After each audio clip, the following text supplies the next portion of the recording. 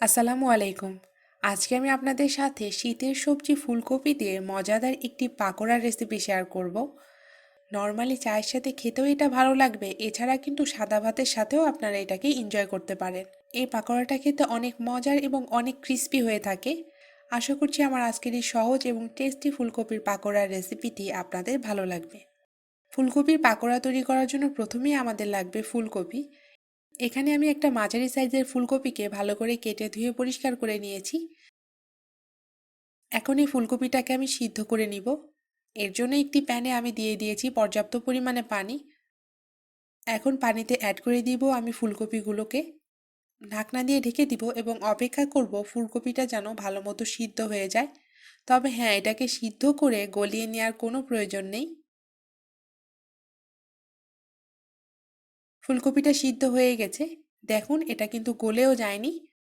এখন ফুলকপিগুলোকে আমি পানি থেকে ছেঁকে তুলে নিচ্ছি। এখন ফুলকপিটা ঠান্ডা হওয়া পর্যন্ত এবং এর অতিরিক্ত পানিটা যাতে ঝরে যায়, এর জন্য আমি এই স্ট্রেনারের ওপরে এটাকে রেখে দিব। ফুলকপিগুলো ঠান্ডা হয়ে গেছে এবং অতিরিক্ত পানিটাও ঝরে গেছে। এখন এটাকে আমি একটা বড় মিক্সিং বলে নিয়ে নিচ্ছি। এখন ফুলকপিগুলোকে হাত দিয়ে আমি একটু কষলে নিচ্ছি। একটু আলতো হাতে এই কাজটা করতে হবে যাতে ফুলকপিটা ভর্তা হয়ে না যায়। মোটামুটি কষলে নেওয়া হয়ে গেছে, বাকিটা আমরা আবার যখন মশলা ব্যবহার করব তখন মাখিয়ে নিব। ফুলকপির পাকোড়া তৈরি করার জন্য আমি নিয়েছি এখানে কাঁচামরিচ কুচি এবং ধনেপাতা কুচি। কাঁচামরিচটা কিন্তু আপনারা আপনাদের টেস্ট অনুযায়ী বাড়িয়ে বা কমিয়ে দিতে পারেন। হাফ কাপ পরিমাণ পেঁয়াজ কুচি, এখন এতে অ্যাড করে দিচ্ছি হাফ কাপ পরিমাণ পেঁয়াজ কুচি, ধনেপাতা কুচি, কাঁচামরিচ কুচি, 4 টেবিল চামচ ময়দা। ময়দাটা এখানে বাইন্ডিংয়ের কাজ করবে। আপনারা ময়দার পরিবর্তে বেসন বা চালের গুঁড়োও ব্যবহার করতে পারেন। 1/4 চা চামচ রসুন বাটা, 1/4 চা চামচ আদা বাটা,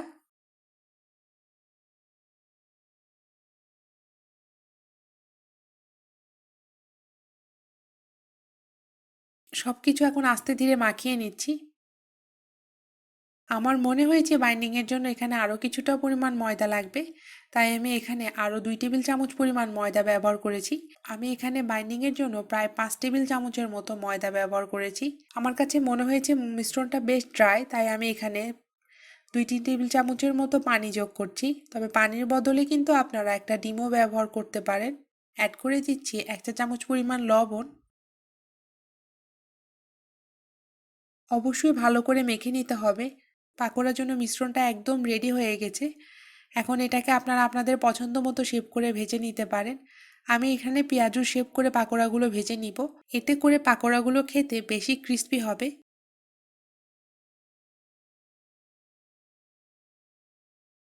একটি কড়াইতে আমি পরিমাণ মতো তেল গরম হতে দিয়েছি, কারণ পাকোড়াগুলো আমরা ডুবো তেলে ভাজবো। তেলটা হালকা গরম হলে এখানে আমি পাকোড়াগুলো দিয়ে দিচ্ছি। তেলটা যেন খুব বেশি গরম না হয় সেই দিকে অবশ্যই লক্ষ্য রাখবেন, নইলে তেলে দেওয়ার সঙ্গে সঙ্গেই পাকোড়ার ওপরে কালার চলে আসবে এবং ভিতরে কাঁচা থেকে যাবে। আমি কয়েকটি পাকোড়া তেলে দিয়ে দিয়েছি। এখন অপেক্ষা করব নিচের পাশটা হয়ে আসা পর্যন্ত। নিচের পাশটা হয়ে গেছে, এখন পাকোড়াগুলোকে আমি উল্টে দিচ্ছি। এখন এই পাশটাও আমি ভেজে নিচ্ছি। চুলার জালটাকে আমি মিডিয়াম লো হিটে রেখেছি, তবে খুব বেশি লো হিটে রাখবেন না, নইলে কিন্তু পাকোড়াটা অনেক বেশি তেল অ্যাবজর্ব করে নিবে। পাকোড়ার দুই পাশেই যখন কালার চলে আসবে তখন এটাকে একটু ঘন ঘন উল্টে পাল্টে খুব সুন্দর কালার আসা পর্যন্ত ভেজে নিতে হবে। আমার বানানো পাকোড়াগুলোতে খুব সুন্দর লাইট ব্রাউন কালার চলে এসেছে। এই পর্যায়ে আমি এটাকে প্যান থেকে তুলে নিচ্ছি।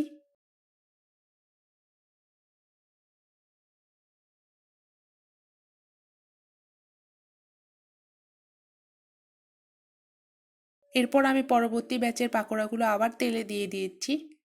এভাবে আমি সবগুলো বানিয়ে নিয়েছি। আশা করছি আমার আজকের এই সহজ পাকোড়ার রেসিপিটি আপনাদের ভালো লেগেছে।